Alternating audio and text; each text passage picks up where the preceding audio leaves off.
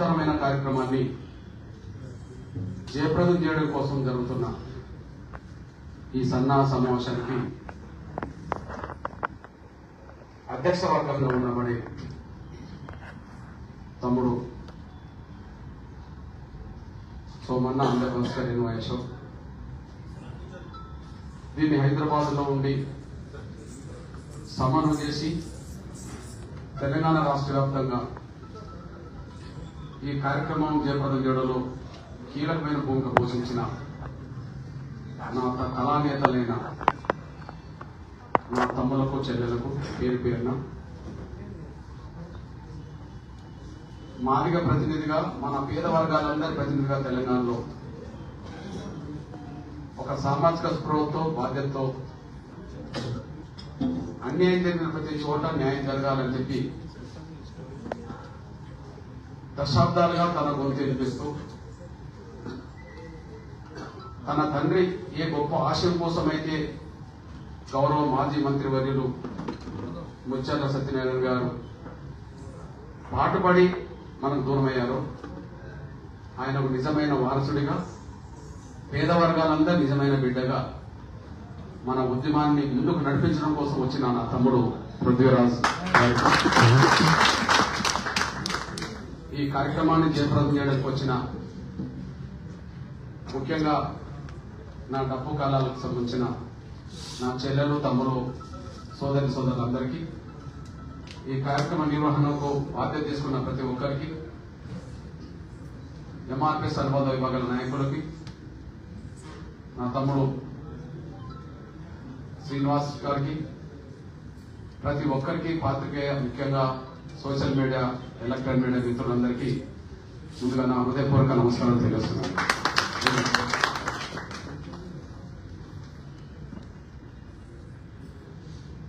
మాదిగ జాతి కులపరమైన అస్తిత్వం చెప్పులు కొట్టే వృత్తి ఇది దేశానికి తెలుసు. ఒక చెప్పులే కాకుండా చర్మం వృత్తికి సంబంధించిన వస్తువులు ఏది తయారైనా అవి ఈ సమాజానికి ఉపయోగపడే ఏ పరికరంగా మారినా సమాజ అభివృద్ధికి ఉపయోగపడ్డ ప్రతి చర్మ వస్తువు చర్మ పరికరం ఈ దేశ పురోభివృద్ధిలో కీలకమైన భూమిక పోషించింది.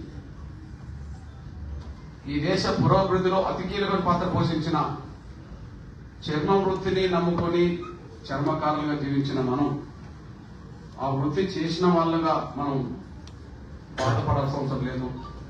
సమాజ అభివృద్ధికి మనం పాటుపడ్డాం కనుక మన వృత్తి కూడా అందుకు అనుగుణంగానే పురోగమించడానికి ఉపయోగపడదు కనుక అందుకు మనం గర్వపడాలి. సమాజాన్ని వెనుకకు నెట్టేసే వాళ్ళు కొన్ని వృత్తులకు సంబంధించిన వాళ్ళు కూడా ఉన్నారు.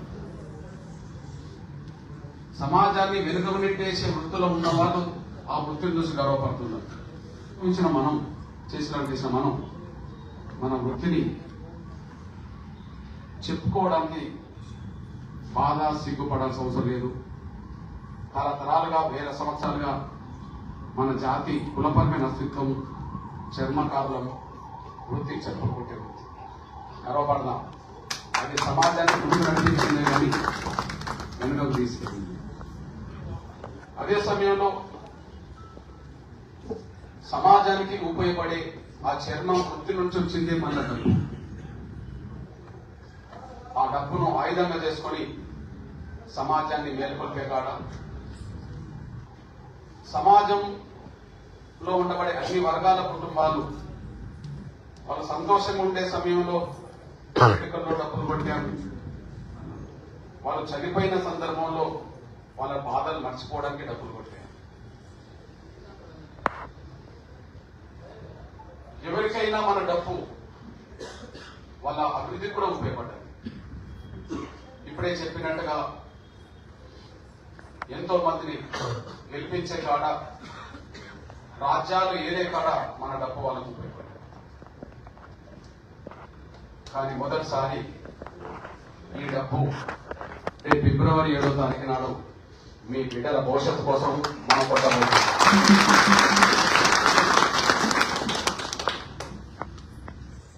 ఇప్పుడు మాట్లాడుతూ ఒక తమ్ముడు వాస్తవమే చెప్పాడు. మన డప్పులను చూసి, డప్పులు కొట్టేటోళ్ళను చూసి సమాజంలో కొంత చిన్న చూపు కనిపిస్తుంది. ప్రభుత్వాలు కూడా మన డప్పు ఈ కళా ప్రదర్శనలకు ప్రాధాన్యత ఇస్తలేదు. అన్ని వాయిద్యాలకు మూలం డప్పే అయినప్పుడు ఆ డప్పుకు ప్రాధాన్యత లేని పరిస్థితి వచ్చింది. ప్రభుత్వాలు ఏదైనా కార్యక్రమం నిర్వహిస్తున్నప్పుడు ఇతర వాయిద్యాలకు ఇస్తున్న ప్రాధాన్యత మనకి ఇవ్వట్లేదు అని చెప్పి మొన్న ఒక తమ్ముడు బాధపడ్డాడు, ఇవాళ ఒక తమ్ముడు బాధపడ్డాడు. నేను రెండు విషయాలు గమనించాను. మొన్న సోమాజిగూడలో నా తమ్ముడు చెప్పినప్పుడు, అన్న మన కళా ప్రదర్శనను ప్రభుత్వాలు సరిగా చూడట్లేదు, మన డప్పు కళా ప్రదర్శనకు ప్రాధాన్యత ఇవ్వట్లేదు అని సోమాజిగూడ తమ్ముడు బాధపడ్డాడు.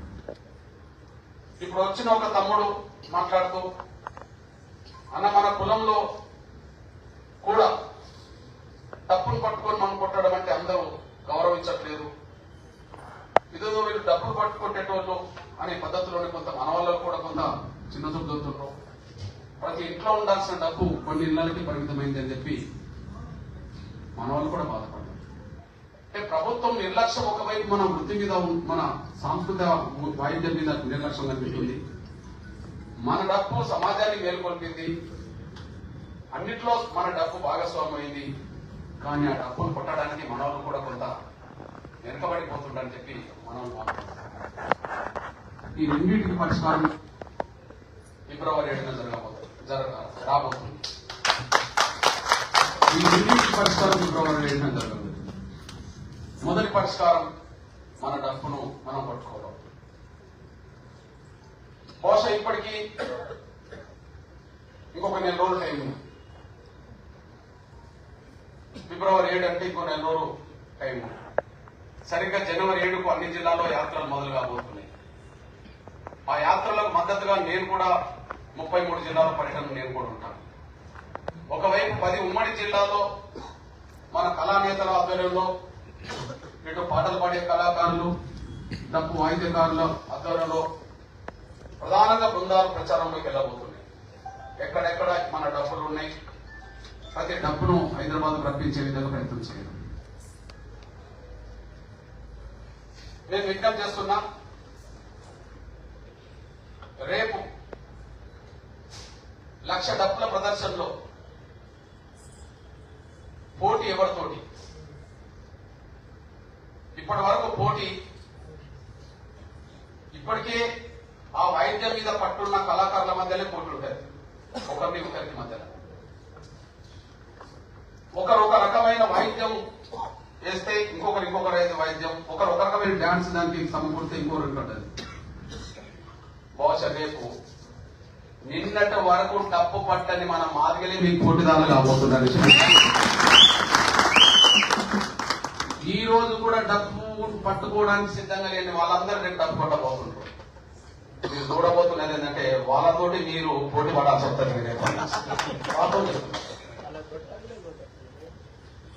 మాదిగల్లో డాక్టర్లు ఉన్నారు, వాళ్ళు తెల్ల కొట్టేసుకొని డప్పు కొడతారు మీ ప్రదర్శనలో. వాళ్ళు మాదిగల్లో లాయర్లు ఉన్నారు, మాదిగల్లో సర్పంచులు ఉన్నారు, మాదిగల్లో ఎంపీటీసీలు ఉన్నారు, మాదిగల్లో ఎమ్మెల్యేలు ఉన్నారు.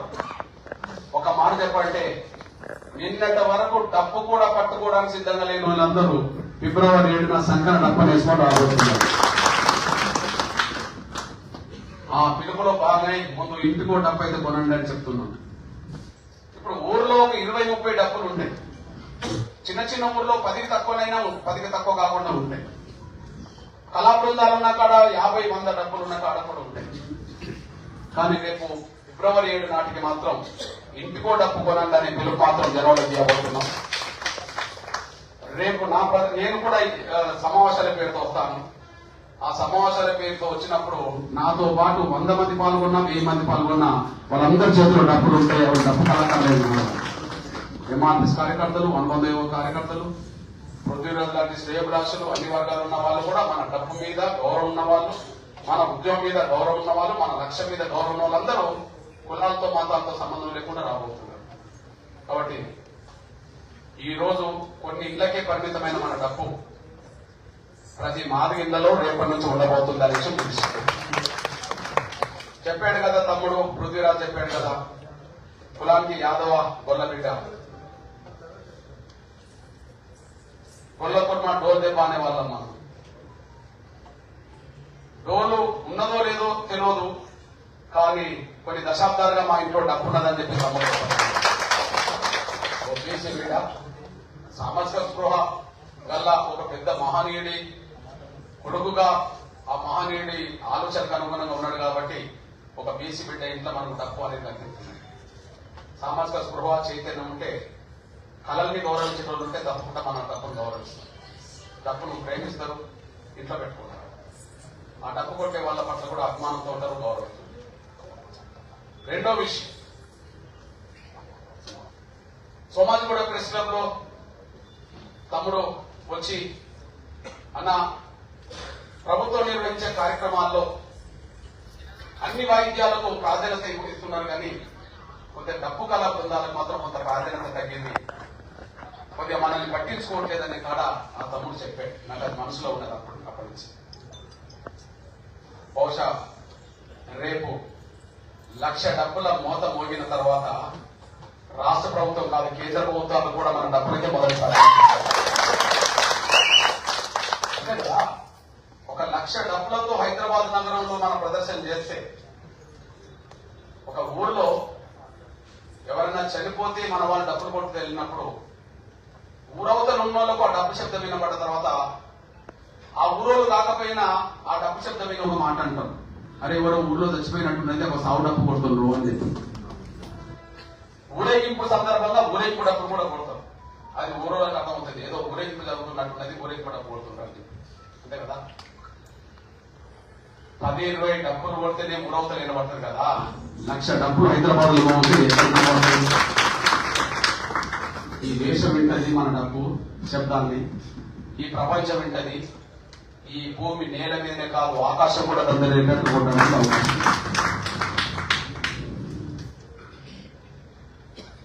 మన అస్తిత్వం కులపరమైతే మన మాదిగలు, మన సాంప్రదాయ సాంస్కృతాయుధం మన డబ్బు. మన డబ్బు విలువ 1000 రెట్లు 1,00,000 రెట్లు పెరగబోతుంది. ఎట్లా? మన డబ్బు విలువ 1000 రెట్లు 1,00,000 రెట్లు పెరగబోతుంది. ఎట్లా? అవును, ఎంఆర్ఎస్ రాకముందు మాదిగలు కూడా విలువనిచ్చే సమాజం కాదు, మాదిగలను కూడా గుర్తించే సమాజం కాదు, మాదిగలు కూడా గౌరవించే సమాజం కూడా కాదు.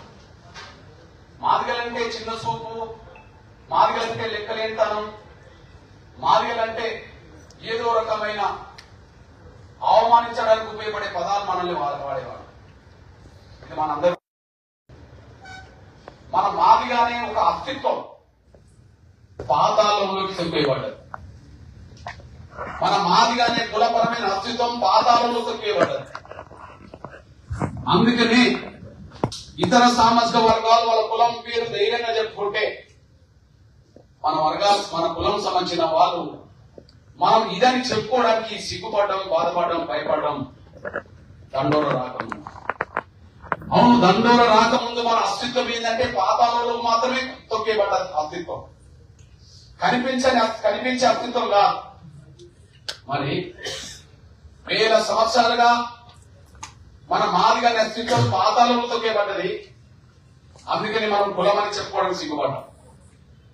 కానీ ఎంఆర్పిఎస్ వచ్చినాక పాతాళంలో ఉండబడే మన మాదిగల అస్తిత్వం ఇవాళ దేశ రాజధానిలోనే, రాష్ట్ర రాజధానిలోనే మాదిగా అని చెప్పి ధైర్యంగా గర్వంగా చెప్పుకునే దానికి వచ్చేసి. ఇప్పుడు చెప్పండి, మాదిగ ఉద్యమం రాకముందు మాదిగల అస్తిత్వం ఎక్కడ ఉండేది, మాదిగల ఉద్యమం వచ్చినాక అస్తిత్వం ఎట్లా పెరిగింది? మాదిగ ఉద్యమం రాకముందు అవమానాలు, మాదిగ ఉద్యమం వచ్చినాక వ్యక్తిగతమైన మనకు కావాలి. అంటే మాదిగని చెప్పుకోవడం ద్వారా మనకు విలువ పెరిగిందే గాని విలువ తగ్గలేదు, గౌరవం పెరిగిందే గాని గౌరవం తగ్గలేదు. ఎవరికి వినబడని మాదిగానే పేరు వాళ్ళ ధైర్యంగా చెప్పుకున్నాను. 30 ఏళ్ల క్రితం ఈ దేశంలో 6,000 కులాలు ఉంటే, 1000 సంవత్సరాల నుంచి ఒక 6,000 కులాలని అనుకుంటే, ఈ 6,000 కులాల్లో ప్రధానంగా అతిపెద్ద జనాభా మాదిగ కులం పేరు సమాజంలో వినబడేది కాదు. మాదిగనే పేరు 30 ఏళ్ల క్రితం మాది అనే పేరు వినబడేది కాదు ఈ సమాజంలో. కానీ ఇవాళ 30 ఏళ్ల తర్వాత భారతదేశంలో అన్ని పత్రికల్లో, అన్ని ఎలక్ట్రానిక్ మీడియాలో, అన్ని సోషల్ మీడియాలో ఇవాళ మాది అనే పేరు ప్రధాన వార్తలు నిలబడతాయి.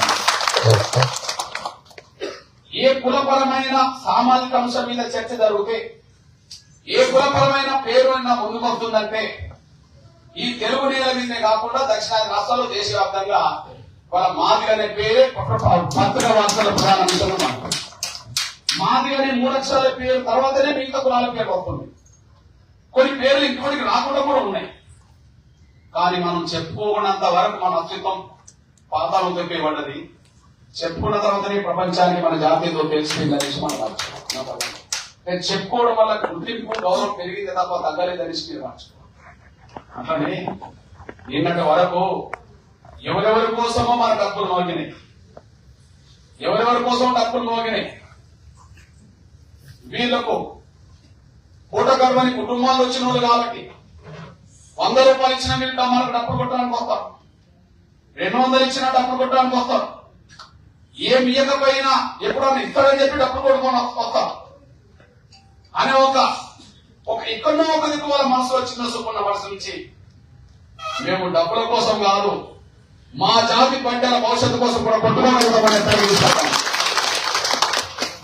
ఒక్కసారి 1,00,000 డబ్బులతో మన జాతి అస్తిత్వం మన గుండె చప్పుడు వినిపించగలిగితే మన డబ్బు అనే విలువ, తప్పుకున్నప్పటి గౌరవం ఇప్పటికంటే 1,00,000 రెట్లు పెరుగుతుందని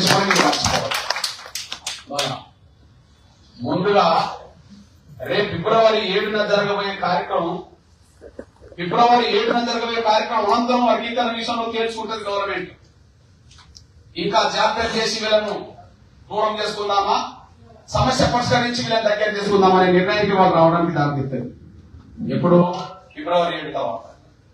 ఇంకా కమిషన్ తిరుగుతుంది కాబట్టి, కమిషన్ రిపోర్ట్ రావాలి కాబట్టి, ఆ వచ్చే రిపోర్ట్ నాటికి మనం ఫిబ్రవరి 7 నాడు కార్యక్రమం ఉండబోతున్నాం కాబట్టి ఫిబ్రవరి 7న జరిగే కార్యక్రమం చూసినాక ముందుకెళ్తామా చూడద్దా అనే పద్ధతిలో వాళ్ళు ఆలోచించుకుంటారు కాబట్టి అదొక కార్యక్రమం. అంటే ఫిబ్రవరి 7న 1,00,000 డబ్బులతో మనం మాదిగకుండే చప్పులు వినిపించిన తర్వాత వర్గీకరణ విషయంలో ముందుకు అడిగేయాలా వెనక అడిగేయాలనే విషయం వాళ్ళు ఆలోచించుకుంటారేమో, ముందుకెళ్ళక తప్పదు కాబట్టి. కానీ ఏబిసిడి వర్గీకరణ 6 రోజులు 2 రోజులకో 10 రోజులకో కావడం ఖాయమే కానీ ఆ 1,00,000 డబ్బులతో ముందుగా పెరిగేది మాత్రం డప్పు కళాకారుల గౌరవం వేసుకోండి. ఆ క్షణం నుంచే డప్పు కళాకారుల గౌరవం ప్రపంచం మొత్తం పెరుగుతుంది. వర్గీకరణ తర్వాత వస్తాయి. మనం డప్పు కొట్టుకోవడం ద్వారా, మన డప్పు మన కోసం పెట్టడం ద్వారా మన హక్కులు ఏనాడైనా వస్తాయి. కానీ ముందుగా వచ్చేది మన డప్పు కళాకారులకు గౌరవం అనేసుకోవడం మర్చిపోవడం. అందువల్ల 2 రకాలుగా 2 అంశాల మీద కొట్టాను. డప్పు కళాకారుల గౌరవం, డప్పు శబ్దం ప్రపంచంలో పెరగాలంటే, ఆ విలువ పెరగాలంటే ప్రతి మాదిగ బిడ్డ మీకు డప్పును సంకలించుకొని రావాల్సింది. డప్పు గౌరవం పెరగాలి, డప్పు కళాకారుల గౌరవం పెరగాలి. డప్పు గౌరవం పెరగాలి, డప్పు కళాకారుల పెరగాలి. అన్ని వాయిద్యాల కంటే ముందు పురాతన వాయిద్యం మనదే అయినప్పుడు, మన వాయిద్యం నుంచి అన్ని వాయిద్యాలు వచ్చినప్పుడు, అన్ని వాయిద్యాలకు పెరిగిన గౌరవం మన వాయిద్యానికి ఎందుకు తగ్గింది? మన వాయిద్యాన్ని మన కోసం కొట్టకుండా సమాజం కోసం కొట్టిన మాట నిజమే, సమాజ అవసరాల కోసం కొట్టిన మాట నిజమే. దానివల్ల మనం కొంత వృత్తి కల్పించుకున్నమాట వాస్తవమే. కానీ మొదటిసారి మన జాతి గౌరవం, మన జాతి అస్తిత్వం, మన డప్పు గౌరవం, డప్పు అస్తిత్వం ప్రపంచానికి తెలిసేలాగా ఫిబ్రవరి 7న కొట్టడానికి దయచేసి ఆ విషయాన్ని మీరు ఆలోచించండి. రెండోది మన బిడ్డల భవిష్యత్తు. అందరూ చెప్పారు 30 ఏళ్ల నుంచి పోరాటం జరుగుతుంది అని. 94 2024 దాటిపోయాం, 30 ఏళ్ళు దాటింది. ఈ 30 ఏళ్లలో ఎప్పుడు మీరంటూ ఉన్నారని మీరు కూడా నా జాతి అస్తిత్వాన్ని నిలబెట్టే చెప్తున్నారని నా మనసులో ఉండే. జాతిలో అంతర్భాగమైన నా డప్పు కళాకారులు నా జాతి అస్తిత్వాన్ని, ఆ కళ అస్తిత్వాన్ని ప్రపంచంలో నిలబెట్టుకుంటూ వస్తున్నారు అనే ఒక అభిమానం ఉంది.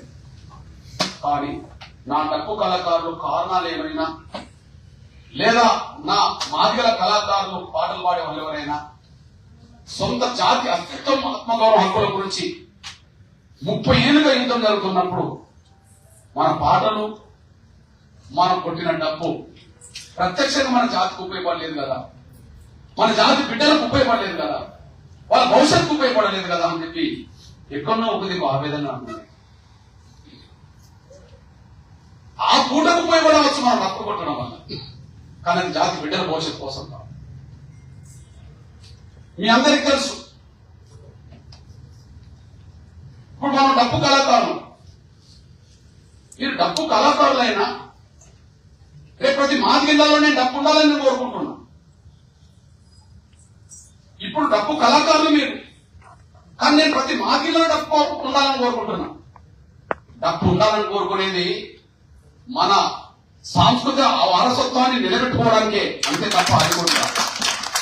కానీ సాంస్కృతిక వారసత్వాన్ని 100,000 సంవత్సరాలు వచ్చిన మన సాంస్కృతిక వారసత్వాన్ని మనం మనదని ఓన్ చేసుకోవడానికి డప్పు కావాలంటుందా. కానీ మీరు కొట్టిన డబ్బే మీ బిడ్డలు కొట్టాలని చెప్పి మీ బిడ్డలను చదువుకొని మరా, మీ బిడ్డలు డాక్టర్లు కావద్దా, మీ బిడ్డలు కలెక్టర్లు కావద్దా, మీ బిడ్డలు ఎంఆర్ఓలు ఆర్డీఓలు రెవెన్యూ ఆఫీసర్లు కావద్దా, మీ బిడ్డలు పోలీస్ అధికారులు కావద్దా, మీ బిడ్డలు లాయర్లు కావద్దా, మీ బిడ్డలు ఇంజనీర్లు కావద్దా? కావాలి కదా, కావాలి కదా. ఇప్పుడు నువ్వు డబ్బే కొడుతున్నావు, నీ డబ్బును ప్రేమించాలి, నా డబ్బును ప్రేమించాలని చెప్పి ప్రతి ఇంటికాడ డబ్బు ఉండాలని నేను కోరుకుంటాం. ప్రతి ఇంటికాడ డబ్బు ఉండాలని కోరుకునేది నీ బిడ్డలు లాయర్లు కావద్దనో డాక్టర్లు కావద్దనో కాదు. మన వాయిద్యాన్ని మనం, మన సాంస్కృతిక వాయిద్యాన్ని మనం నిలబెట్టుకుందామని చెప్పడం కోసం మాత్రమే. కానీ సాంస్కృతిక వాయిద్యాన్ని నిలబెట్టుకోవడానికి మనం డబ్బు పెట్టుకుందాం, ఇంట్లో డబ్బు కొడదాం. కానీ మన బిడ్డలు సమాజంలో ముందుకెళ్లాలంటే మాత్రం చదువులో ముందుకెళ్లాలి, ఉద్యోగం సాధించాలి, ఆర్థికంగా రాజకీయాలు చదువులో ముందుకెళ్లాలి, ఉద్యోగాలు సాధించాలి, ఆర్థికంగా ఎదగాలి, రాజకీయంగా ఎదగాలి. అవన్నీ ఎదగాలంటే వర్గీకరణ జరగాలి.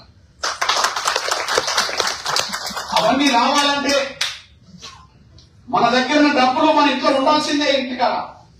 కానీ మన బిడ్డల చేతిలో కలం ఉండాల్సిందే. మన బిడ్డలు లాయర్లు కావాల్సిందే, డాక్టర్లు కావాల్సిందే, పెద్ద పెద్ద ఆఫీసర్లు కావాల్సిందే. సాంస్కృతిక వాయిద్యాన్ని కాపాడుకొని డబ్బు పెట్టుకుందాం.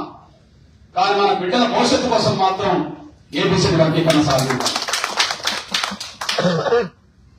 ఎవరు ఎన్ని మాట్లాడినా, ఎన్ని రకాలుగా ఇబ్బందులు వచ్చినా వర్గీకరణ సాధిస్తే కదా మన బిడ్డలు చదువుకోవడం ముందుకెళ్లేది. వర్గీకరణ సాధిస్తే కదా మన బిడ్డలు ఉద్యోగాలు సాధించేది. వర్గీకరణ సాధిస్తే కదా మన బిడ్డలు ఆర్థికంగా రాజకీయంగా ఎదిగేది. మన మాట మనకు రానంత కాలం మన అభివృద్ధి వెనుకలు పోయినట్టే కదా. మనకు రావాల్సిన అవకాశాలన్నీ మన పక్క సోదర వర్గమే మొత్తం అనుభవించి వాళ్ళు పైకి వచ్చారు కదా. మనం అందరికి రావాల్సిన అవకాశాలు ఒక వర్గం తీసుకొని ముందుకెళ్తుంటే మనకు రావాల్సిన వాటా గురించి కూడా మనం పాట పాడలేకపోయాం కదా. మనకు రావాల్సిన వాటా గురించి కూడా మనం డబ్బు కొట్టలేకపోయాం కదా. ఈ ఆవేదన బాధ ఉన్నది. అయినప్పటికీ ఈ ఉద్యమం 30 ఏళ్ళు జరుగుతున్నప్పుడు కళాకారులంటేనే అన్ని సామాజిక వర్గాల్లో కళాకారులు అన్నమాట నిజమే, పాటలు పాడేటోళ్ళు. కానీ పాటలు పాడే వాళ్ళలో, సాంస్కృతిక వాయిద్యాలు వినిపించే వాళ్ళలో మాది ఒక్కరు వచ్చే డబ్బు కళాకారులు, మాది ఒక్కరు వచ్చే పాట పాడే కళాకారులు వచ్చేసి, అంటే అన్ని సామాజిక వర్గాల్లో సాంస్కృతిక వాయిద్యాలు ఉన్నాయి, అన్ని సామాజిక వర్గాల్లో పాటలు పాడేటోళ్ళు ఉన్నారు. కానీ ఎక్కువ మంది అదే సమయంలో డప్పులు కొట్టేవాళ్ళు, పాటలు పాడేటోళ్ళు సామాజిక వర్గాల రీత్యా చూసుకున్నా కూడా మాదిక సామాజిక వర్గంలో ఎక్కువ మంది ఉండడానికి అవకాశం ఉంది. ఇది వాస్తవమే కదా, ఎక్కువ మంది ఉన్నమాట వాస్తవమే కదా. కానీ ఈ నేపథ్యంలో ఈ 30 ఏళ్ల పోరాటంలో ఎక్కడో 94లో ఒక కుగ్రామమైన ప్రకాశం జిల్లాలో ఒక 10,000 మందితో మొదలుపెట్టిన ఉద్యమం ఇవాళ భారతదేశంలో అతిపెద్ద సామాజిక ఉద్యమం ఎదిగి ముందుకు సాగుతుంది. లక్ష్యానికి దగ్గరకు వచ్చాం. వర్గీకరణ సాధించే ప్రయత్నంలో కీలక దశకు చేరాం. ఈ నేపథ్యంలో మీకు విజ్ఞప్తి చేస్తున్నాం. మొన్న సుప్రీంకోర్టు తీర్పు మనకు అనుకూలంగా వచ్చింది. సుప్రీంకోర్టు తీర్పు ద్వారా మన బిడ్డలకు భవిష్యత్తు వచ్చిందనే ఆలోచన వచ్చేసింది. ఇక సుప్రీంకోర్టు తీర్పుతో మన బిడ్డలు ముందుకెళ్లబోతున్నాం, చదువులో ముందుకెళ్లబోతున్నాం, ఉద్యోగాలు మా బిడ్డలు రాబోతున్నాయి. ఒకనాడు వర్గీకరణ ఒక 5 ఏళ్లు జరిగినప్పుడు మన బిడ్డలకు చదువుల అవకాశాలు పెరిగినాయి, ఉద్యోగాలు పెరిగినాయి. ఇప్పుడు సుప్రీంకోర్టు తీర్పుతో నా బిడ్డలు విజయం సాధించారు, నా బిడ్డలు భవిష్యత్తు ఉంటుంది అనుకుంటున్న సమయంలో మళ్ళీ స్వార్థపరమైన ఒక వర్గం, పలుకుబడి వాళ్ళకు సంబంధించిన వాళ్ళు మళ్ళీ మన బిడ్డల నోటికాడు కూడు కూడా తీసుకోలేడానికి పూజుకోవడానికి ప్రయత్నం చేస్తున్నారు. ఈ నేపథ్యంలో ఉద్యమం మొదలుపెట్టి సుప్రీంకోర్టు తీర్పు నాటికి ఎన్నో పరిణామాలు జరిగినాయి. 30 ఏళ్లలో ఎన్నో ఆటుపోట్లు, ఎన్నో అడ్డంకులు, ఎన్నో కుట్రలు, ఎన్నోసార్లు నిర్బంధాలు, ఎన్నోసార్లు లాఠీ దెబ్బలు, ఎన్నోసార్లు జైళ్లు, ఎంతో మంది బిడ్డలు చనిపోయినారు. మిమ్మల్ని అడుగుతున్నా, అమరులైన వాళ్ళలో ఎవరున్నారని నేను అడగను కానీ జైలుకెళ్లిన వాళ్ళలో కళాకారులు ఎంతమంది ఉన్నారంటే, జాతి కోసం ఉద్యమం కోసం జైలుకెళ్లిన వాళ్ళు ఒక 10,000 మంది వెళితే అందులో ఒక 10 మంది కళాకారులు జాతి కోసం వచ్చిందంటే ఉన్నారా? నాకు తెలిసి ఈ 30 ఏళ్ల ఉద్యమంలో ఏ ఉద్యమం మీద రానంత నిర్బంధం, ఏ ఉద్యమం మీద రానని కేసులు ఎంఆర్టీసీ మీద వచ్చినాయి. 97 నుంచి మిలిటెంట్ ఉద్యమం జరిగింది, మొన్న కేసీఆర్ ప్రభుత్వం వారు కూడా జరిగింది. 98 నుంచి మిలిటెంట్ ఉద్యమాలు జరిగినాయి, మొన్న కేసీఆర్ ప్రభుత్వం వారు కూడా జరిగినాయి. ఆ పరంపరలో చూస్తే దాదాపు 30 నుంచి 35,000 మంది వివిధ సందర్భాల్లో జైలు పాలైనరు. నాతో పాటు నేనే 3-4 సార్లు జైలుకెళ్లాల్సి వచ్చేసి 30-35,000 మంది జాతి బిడ్డలు జాతి కోసం జైలుకెళ్లారు. జాతిలో అంతర్భాగంగా ఉండబడే నా జాతి కళాకారులు, పాటలు పాడే వాళ్ళలో లేకపోతే డబ్బులు కొట్టే వాళ్ళలో ఎంతమంది జైలుకెళ్ళిండ్రు అని అంటే, కొన్ని ఎంతమంది మీద కనీసం కేసులన్న పడ్డాయంటే మన వాళ్ళ మీద కేసులు లేవు, జైలు మనవలు ఎక్కువ, జైలుకి వెళ్ళిన మనవలు ఎక్కువ. అంటే ఇతరాత్ర అంశాల మీద దృష్టి పెట్టి పాటలు పాడితే నీ భవిష్యత్తు మారలేదు. నీ ద్వారా ఎవరు పాటలు పాడించు